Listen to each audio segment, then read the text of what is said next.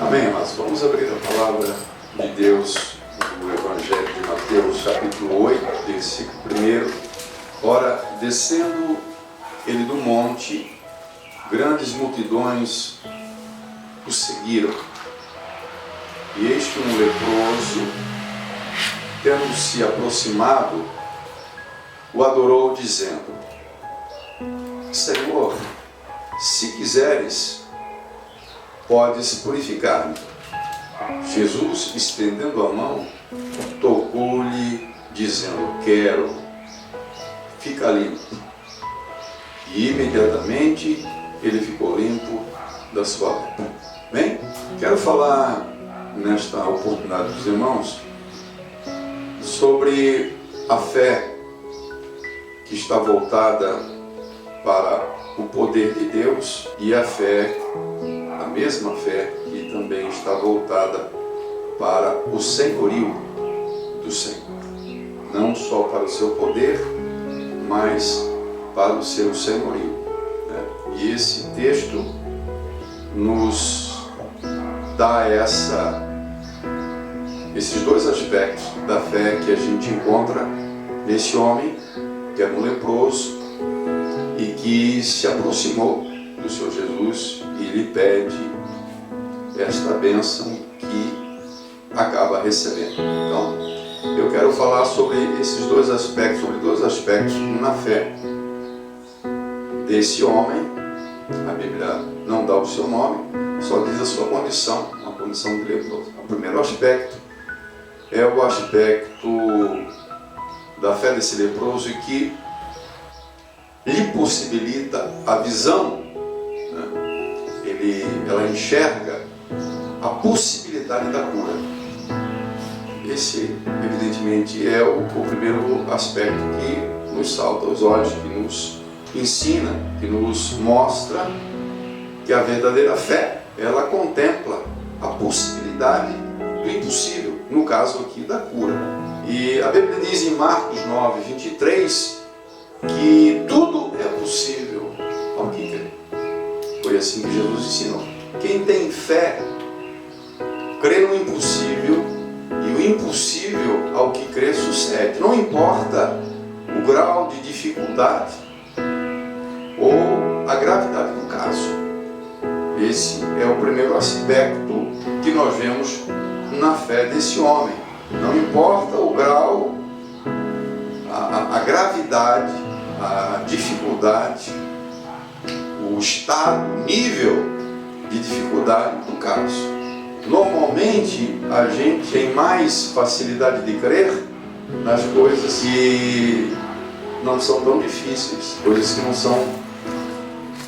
são impossíveis.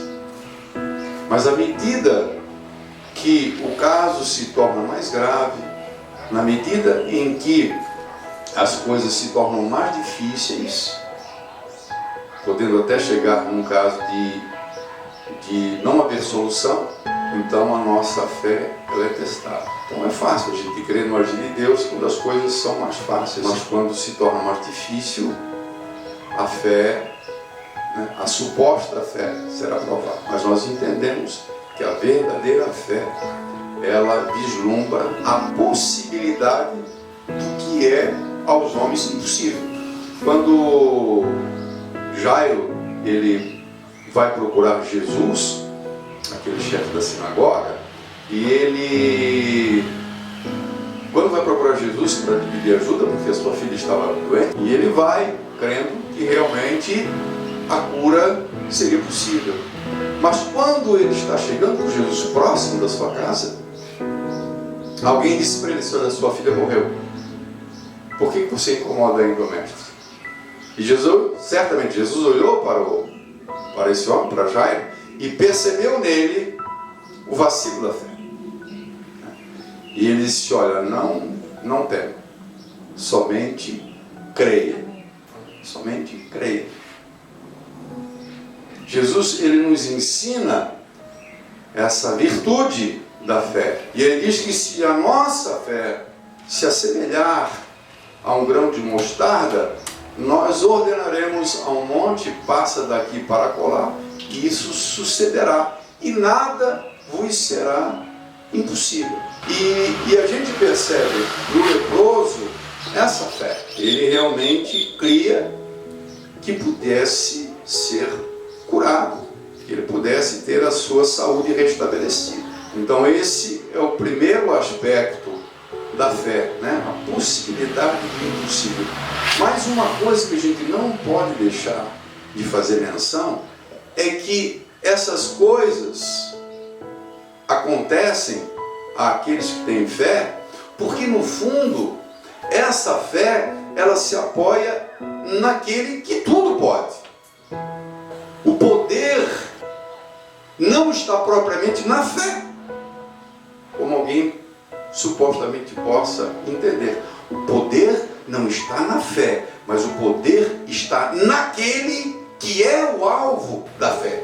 Então, descarta-se totalmente aquele anúncio de se ter fé na fé, como alguém poderia dizer, como se a fé por si só fosse detentora desse poder. O poder é de Deus, o agir é de Deus, Deus é que faz todas as coisas. Entretanto, a fé agrada o Senhor e o Senhor opera. Não é de se estranhar de a Bíblia ter dito que na sua terra, em Cafarnaum, ele ali não realizou muitos milagres pela falta de fé das pessoas. Se o poder estivesse tão somente na fé, então a fé seria algo independente. E não é, a fé simplesmente é uma chave, se é que podemos usar esse termo, que desencadeia a ação de Deus. Mas o poder é de Deus. O poder é de Deus. O leproso, ele disse: tu podes. Tu podes. Como se estivesse dizendo assim: eu sei que tu podes. Eu sei que tu és poderoso. Eu sei que tu podes todas as coisas. Eu sei que tu podes todas as coisas.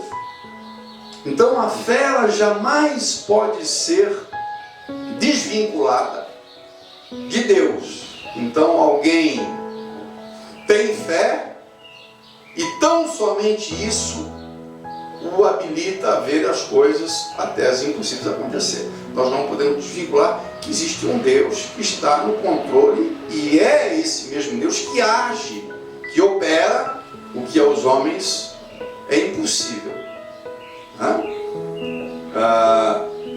O profeta Jeremias, quando ele se declara para Deus, quando ele fala para Deus do poder de Deus, e o próprio Deus responde a ele: eu sou o Senhor, eu sou Deus de todos os viventes. Por acaso haveria algo demasiadamente maravilhoso a mim? Em outras palavras, existe alguma coisa difícil para mim realizar? Alguma coisa que eu não possa fazer? Não existe absolutamente nada que Deus não possa realizar. Então a fé, ela contempla o acontecimento do impossível porque ela se apoia ou ela vislumbra a ação de um Deus. E esse sim, tudo pode.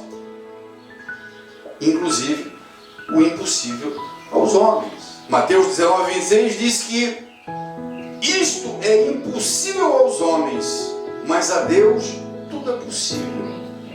Jesus falando num determinado momento sobre a questão da regeneração, da conversão de pessoas, e alguém achou que isso seria uma coisa impossível acontecer. Pedro lança essa declaração para Jesus. Jesus disse: olha, isso realmente aos homens é impossível, mas a Deus tudo é possível. Deus realiza efetivamente o impossível.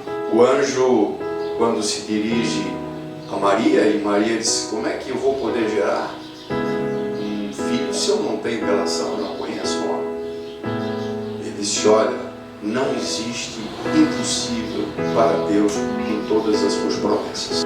Então, a fé do leproso, ela é eficaz porque realmente ela crê, ela confia, ela não vacila de que Deus pode fazer todas as coisas. Porque a falta de fé, o vacilo na fé, de qualquer maneira, é em termos bem rígidos, seria um questionamento de que Deus realmente possa fazer. É quando eu duvido, quando a minha fé vacila, quando a minha fé ela dá uma titubeada, é como se eu dissesse, mas será que Deus pode fazer mesmo? E isso, evidentemente, jamais poderá agradar o coração de Deus. O que agrada a Deus é a fé. E é essa declaração desse homem. Eu sei que tu podes. Eu sei que não existe impossível para ti.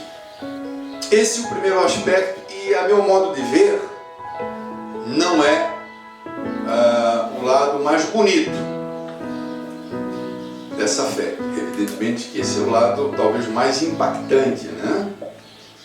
A convicção de que todas as coisas podem acontecer.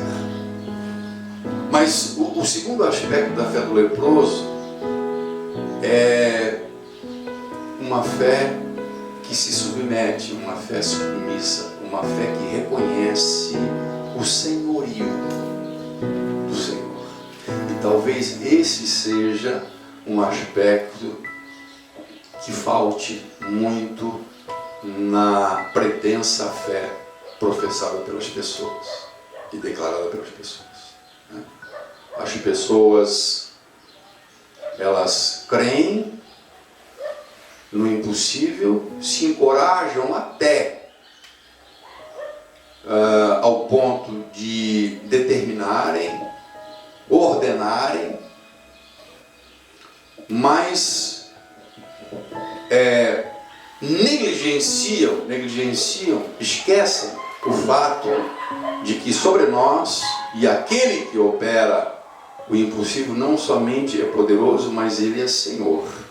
E a sua vontade não pode ser negligenciada. O seu querer, o seu plano, o seu propósito. O leproso se aproximou, adorou e disse: Senhor, se tu quiseres. A gente não atenta muito para essa palavra. A gente normalmente direciona a nossa atenção e nosso olhar para o pode purificar. A gente vê mais esse aspecto da fé, né, de que ele tem a convicção de que o Senhor tem todo o poder para curá-lo. Mas é interessante que ali no meio está entre vírgulas essa expressão: se quiseres, se for da tua vontade. Já não digo nem o fato de que se eu mereço, porque muitas das coisas que nós reivindicamos e pedimos a Deus não somos merecedores, né, por conta da nossa condição de pecadores, muitas vezes infiéis, falhos, para não dizer até incrédulos em algum momento. Mas ele manifesta essa submissão, né? Se for da tua vontade, eu não tenho dúvida nenhuma, Senhor. Se tu quiseres, mas eu não tenho dúvida. Tu vai fazer isso aqui para ti, Senhor, não é nada. Mas se tu quiseres. Então, o segundo aspecto da fé é a convicção de que Jesus é Senhor, ou a convicção de que Ele é servo desse Senhor e deve estar debaixo da vontade dEle. Porque, evidentemente, se a minha fé ela é acionada sempre no sentido de fazer o que eu quero e não avaliar ou não vislumbrar a possibilidade de Deus não querer aquilo que eu peço, então eu estou descartando da minha vida, da minha condição de vida, a condição de servo. E Ele Senhor sobre a minha vida. Como Jesus, Ele é Senhor, evidentemente, como eu disse, a sua vontade jamais poderá ser negligenciada. Lá no livro de Daniel, quando os três amigos de Daniel, os três companheiros de Daniel, homens de fé, e a sua fé, a fé desses homens, ela é testada, Sadraque, Mesaque e Abdenego, nós vemos a fé desses homens serem testadas, porque aprove ao rei da Babilônia, Nabucodonosor, fazer um ídolo, construir, edificar um ídolo de ouro e mandar, na verdade, que todas as pessoas adorassem essa imagem, né? E as pessoas que não adorassem essa imagem, o Deus que ele criou, que ele fez, esculpiu numa estátua de ouro, então deveriam ser lançados, deveriam ser penalizados com uma morte numa fornalha, né? E esses 3 homens, eles não se submeteram a isso, né? Não quiseram, disseram que não iam adorar, porque adoravam somente a um Deus. E aí foram trazidos à presença do rei, e o rei os advertiu. Disse: olha, vocês estão sabendo o que vai acontecer com vocês se vocês não adorarem a minha imagem, né? Vocês permanecem nessa posição, ou vocês vão querer morrer, né? E aí um dos 3 toma a palavra e diz para o rei, em Daniel 3:17, ele diz assim: se o nosso Deus, a quem servirmos, quiser livrar-nos, se ele quiser livrar-nos, ele nos livrará da fornalha de fogo ardente e das suas mãos, ó rei. Se não, fica sabendo, rei, que não serviremos a teus deuses, nem adoraremos a imagem de ouro que levantaste. É exatamente a atitude que nós encontramos nesse leproso. Esses 3 homens, eles disseram o seguinte: se ele quiser nos livrar, se for da vontade dele, nós temos certeza que ele vai nos livrar. Se ele quiser, nós somos servos dele. E a nossa condição de servo, primeiro, não nos permite adorarmos outros deuses, e em segundo, nos submetemos à vontade dele, porque se a vontade dele for que a gente morra na fornalha, nós vamos morrer na fornalha. Mas se ele quiser nos livrar, ele vai nos livrar. Senhor, se tu quiseres me limpar, eu sei que tu podes, porque tens todo o poder. Então não é vacilo de fé, ao contrário, é uma fé especial, que não descarta o senhorio do Senhor, mas que abraça o Senhor e que aceita o Senhor Jesus ser Senhor na vida da pessoa. Porque eu posso crer, supostamente, de que Ele pode todas as coisas, mas eu ter sérias dificuldades de me submeter ao seu senhorio, de me submeter à sua vontade. Jesus Cristo, Ele dá esse exemplo no Getsemane, quando Ele está orando, quando Ele está clamando ao Pai, e Ele diz: Senhor, se for possível, afasta de mim esse cálice. Não que Ele está questionando a possibilidade de Deus fazer isso ou não, ao Pai fazer isso ou não, mas que se existisse alguma forma dele sair dessa situação, né? Mas Ele diz: mas não seja feita a minha vontade, mas seja feita a tua vontade. Então Jesus, Ele é o primeiro a dar exemplo de fé submissa. A fé que crê em tudo, mas se submete e entende que talvez aquilo tudo que estamos pedindo não seja a vontade de Deus. Isso talvez possa contrariar o que muitas pessoas ensinam, né? Ou seja, que não existe situação que Deus não concorde, não aceite, ou que esteja fora da sua vontade.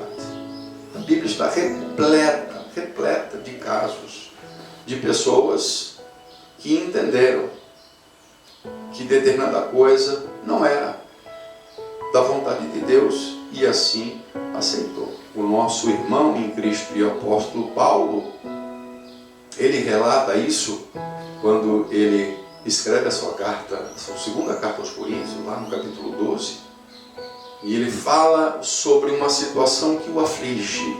Não deixa muito claro exatamente o que é, mas ele expressa essa aflição como sendo um espinho na carne, como sendo um mensageiro de Satanás para o esbofetear. É assim que ele fala. E fica em suspense, fica o ponto de interrogação, mas de uma coisa temos certeza: algo que seguramente, tranquilamente, com toda certeza, Deus o poderia livrar. E ele tem essa consciência de que Deus poderia livrá-lo desse espinho. Por isso, por 3 vezes ele ora ao Senhor que o Senhor lhe tirasse esse peso, esse sofrimento, esse espinho que lhe incomodava, que o humilhava, que o afligia. E o Senhor simplesmente lhe responde: a minha graça te basta. O Senhor foi enfático: se eu não vou te conceder isso. Paulo tinha alguma dúvida, tinha alguma dificuldade de crer que o Senhor era poderoso para tirar? Claro que não. O Senhor, ele sabia que o Senhor podia fazer isso. Mas, no entanto, o Senhor não faz. E eu não tenho dúvidas nenhuma de que muitas coisas poderá surgir como desejo em nosso coração. Algumas dessas coisas não estão no centro da vontade de Deus. Então, João, na sua primeira carta, ele nos ensina e ele fala sobre o poder realmente da oração e da inclinação de Deus em nos atender às nossas orações, aos nossos pedidos, mas ele deixa claro que isso tem que estar alinhado com a vontade de Deus. Nós não podemos desvincular isso que nós cremos que Ele pode nos dar, que nós ansiamos, desejamos, mas que pode ser que Ele não queira nos conceder, porque Ele sabe de todas as coisas, sabe o que é melhor para nós, Ele vê o que nós não vemos, e Ele é Senhor, Ele é soberano. Lá em 1 João capítulo 5 e versículo 14 diz assim: e esta é a confiança que nós temos nele, em Deus, que se pedirmos alguma coisa segundo a sua vontade, Ele nos ouve. Segundo a sua vontade, Ele nos ouve. Tiago, quando ele está repreendendo alguns da igreja que oram e não recebem, ele diz o seguinte: pedis e não recebeis. Vocês pedem e não recebem, porque vocês pedem mal. O que vocês estão pedindo não está de acordo com a vontade de Deus. Não é propriamente falta de fé. Fé no sentido de crer que Deus possa conceder. Não é. O problema aqui de Tiago 4:3 não é falta de fé, mas é uma fé que não vislumbra o que é justo, o que é bom, o que me serve, o que é moral, o que é correto. É uma fé que crê, como supostamente muitas pessoas pregam, sem impedimento, sem limite, para qualquer coisa. E vocês estão pedindo aquilo que Deus não quer dar para vocês, porque vocês estão pedindo coisas ruins. Vocês estão pedindo para esbanjar nos vossos próprios prazeres. Pedis e não recebeis, porque pedis mal para esbanjar em vossos prazeres. Infiéis. Havia uma mescla nessa suposta fé dessas pessoas com infidelidade. Vocês são infiéis. Vocês não compreendem que a amizade do mundo é inimiga de Deus? Aquele, pois, que quiser ser amigo do mundo, constitui-se inimigo de Deus. Então, nem todas as coisas que nós pedimos ou que viermos a pedir, obrigatoriamente estarão no centro da vontade de Deus. Eu até entendo, e isso evidentemente vai muito com o nível de comunhão, de afinidade, de sensibilidade do Espírito Santo, de você pedir algo a Deus, você orar a Deus e você, de certa forma, discernir que isso não está nos planos, na vontade e no querer de Deus. As coisas do Espírito são do Espírito, e o Espírito de Deus habita em nós. e eu não tenho problema nenhum em crer, não tenho problema nenhum em crer em pessoas que ao orarem a respeito de alguma coisa, eles percebem isso nitidamente, de que o que eles estão pedindo não é da vontade de Deus e não permanecem naquele pedido. Jamais poderemos desvincular as duas coisas. É maravilhoso termos a certeza, a convicção, a fé plena de que Deus pode todas as coisas e declararmos isso a Ele, mas jamais poderemos nos esquecer de que o que mais vale é nós nos submetermos à sua vontade. As duas coisas são importantes e necessárias, mas precisam estar juntas. Também nada vale eu ser uma pessoa que me submeto a Deus, que estou debaixo da vontade de Deus, mas eu tenho dificuldade de crer que Ele possa fazer algo na minha vida, de achar que Ele não vai fazer por alguma razão, não só porque, não pela questão da vontade dele, mas quase como se ele não tivesse essa condição, ou Deus não faz essas coisas, Deus não pode fazer isso. Pessoas que não creem em milagres, creem em Deus, mas não creem nos milagres. Estão dispostas a se submeterem a Deus, mas não têm essa fé que realmente vislumbra o impossível. Então, é uma vida que anda com uma perna só, de qualquer situação que você pensar. A mesma sorte o outro, que crê em tudo, determina, manda, ordena, mas não quer realmente vislumbrar e refletir sobre aquilo que realmente é da vontade de Deus. Tempo até para saber se Deus quer e me permite que eu tenha ou tenha isso. Amém? Amém. Então essa é a fé, né? A fé no poder e a fé no senhorio. Fique de pé em nome de Jesus. Amém.